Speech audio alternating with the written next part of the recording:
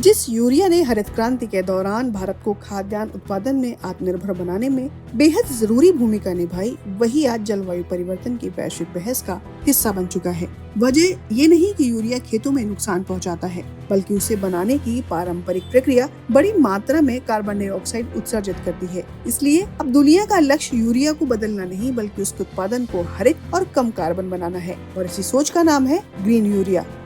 नमस्कार, मैं हूं दीप्ति और आप देख रहे हैं ध्येय टीवी।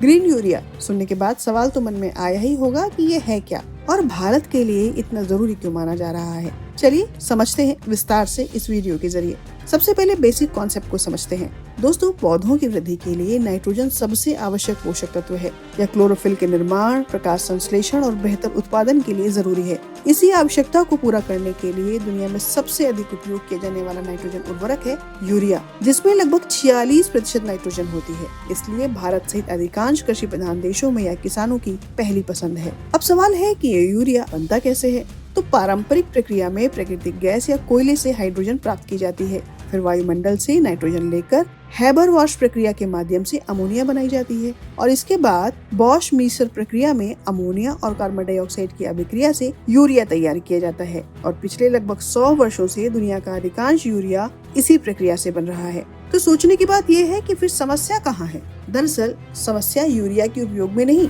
बल्कि इसका उत्पादन कार्बन गहन है। सन 2024 में जूल जर्नल में प्रकाशित एक अध्ययन के अनुसार 1 टन यूरिया के उत्पादन पर लगभग 910 किलोग्राम कार्बन डाइऑक्साइड का उत्सर्जन होता है, और यही कारण है कि उर्वरक उद्योग दुनिया के प्रमुख कार्बन गहन उद्योगों में गिना जाता है। और फिर यहीं से ग्रीन यूरिया की अवधारणा जन्म लेती है। लेकिन उससे पहले एक भ्रम दूर करते हैं। दोस्तों, ग्रीन यूरिया कोई नया रासायनिक उर्वरक नहीं है। इसका रासायनिक सूत्र वही है और किसान इसे सामान्य यूरिया की तरह ही उपयोग करेंगे। अंतर केवल इसकी उत्पादन प्रक्रिया का है।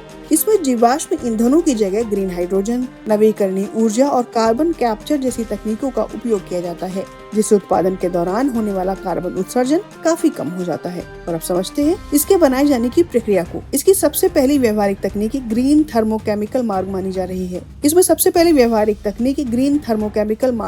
रही है। इसमें पहले सौर या पवन ऊर्जा से पानी का विद्युत अपघटन कर ग्रीन हाइड्रोजन तैयार की जाती है। फिर वायुमंडल से प्राप्त नाइट्रोजन के साथ मिलाकर ग्रीन अमोनिया बनाई जाती है। इसके बाद कार्बन कैप्चर या डायरेक्ट एयर कैप्चर से प्राप्त CO2 का उपयोग कर यूरिया तैयार किया जाता है। यानी उत्पाद वही रहता है, लेकिन उसकी पूरी उत्पादन प्रक्रिया अधिक स्वच्छ और कम कार्बन वाली बन जाती है। इसके अलावा वैज्ञानिक इलेक्ट्रोकैटालिटिक और फोटो कैटालिटिक तकनीकों पर भी काम कर रहे हैं। हालांकि ये भी अनुसंधान और प्रयोगशाला स्तर पर है। यूनिवर्सिटी ऑफ टोरंटो और प्रिंसटन यूनिवर्सिटी के वैज्ञानिकों ने 2024 में प्रकाशित अपने अध्ययन में ग्रीन थर्मोकेमिकल मार्ग को वर्तमान समय का सबसे व्यवहारिक विकल्प बताया है। और अब भारत के संदर्भ में इसकी इम्पोर्टेंस को समझते हैं। दोस्तों, भारत दुनिया के सबसे बड़े यूरिया उपभोक्ताओं में शामिल है और देश की खाद्य सुरक्षा काफी हद तक नाइट्रोजन उर्वरकों पर निर्भर करती है। ऐसे में यदि भविष्य में ग्रीन यूरिया का व्यावसायिक उत्पादन सफल होता है, तो इससे केवल कार्बन उत्सर्जन ही कम नहीं होगा, बल्कि नेशनल ग्रीन हाइड्रोजन मिशन,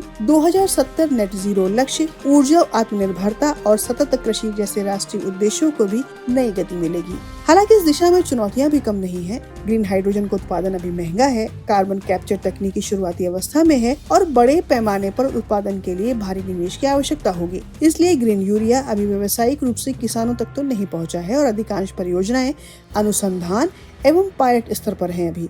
तो कुल मिलाकर निष्कर्ष ये है कि हरित क्रांति ने भारत को खाद्यान्न उत्पादन में आत्मनिर्भर बनाया था, और अब अगली चुनौती उत्पादन बढ़ाने के साथ साथ उसे पर्यावरण के अनुकूल बनाना भी है। और ग्रीन यूरिया उसी बदलाव का प्रतीक है। और यदि आने वाले वर्षों में इसकी लागत कम होती है और तकनीकी व्यावसायिक रूप से सफल होती है, तो यह केवल उर्वरक उद्योग ही नहीं, बल्कि कृषि, ऊर्जा, जलवायु परिवर्तन और सतत विकास, इन चारों ही क्षेत्रों में एक बड़ा परिवर्तन ला सकता है। आप इस बारे में क्या सोचते हैं? हमें कमेंट सेक्शन में जरूर बताइएगा। हमें इंतजार रहेगा। धन्यवाद।